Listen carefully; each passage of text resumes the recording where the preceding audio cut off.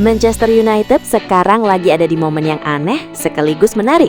Di satu sisi, musim ini terasa seperti proses naik kelas. Di sisi lain, justru ada kabar besar soal masa depan Michael Carrick yang bisa mengubah arah klub.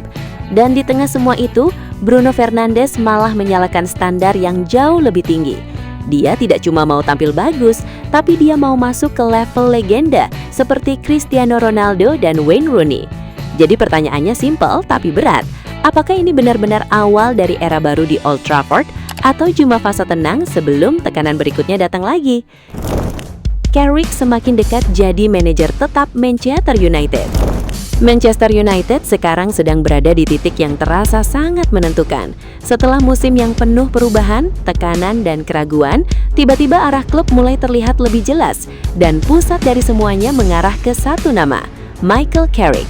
Dalam beberapa hari terakhir, laporan dari berbagai media Inggris menyebut kalau United sudah mencapai kesepakatan awal untuk menjadikan Carrick sebagai manajer tetap. Bahkan, kontrak berdurasi 2 tahun plus opsi perpanjangan sudah mulai dibahas serius di internal klub. Tapi yang membuat situasi ini menarik bukan cuma soal siapa pelatihnya. Pertanyaan besarnya adalah, kenapa United akhirnya mulai percaya penuh kepada Carrick? Karena kalau melihat performa tim sejak dia mengambil alih, perubahan itu memang terasa nyata. United perlahan kembali stabil, permainan mereka lebih rapi, ruang ganti terlihat lebih tenang, dan yang paling penting, hasil mulai datang secara konsisten.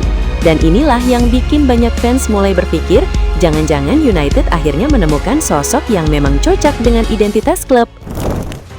Bruno Fernandes malah menaikkan standar United. Di saat banyak orang mulai puas karena United kembali ke Liga Champions, Bruno Fernandes justru bicara soal target yang jauh lebih besar.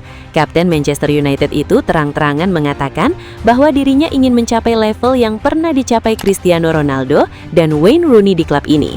Bukan cuma soal statistik, tapi soal trofi, pengaruh, dan warisan. Yang menarik, Bruno juga mengakui kalau dirinya memang tidak terlalu pandai menyembunyikan emosi, dan justru disitulah karakter kepemimpinannya terlihat.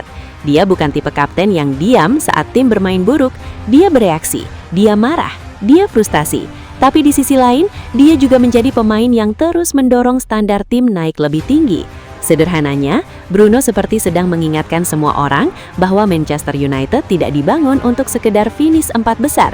Klub ini dibangun untuk mengejar gelar, dan ketika pemain utama mulai berbicara tentang standar sebesar itu, tekanan untuk seluruh skuad otomatis ikut naik. United tidak lagi mencari nama besar,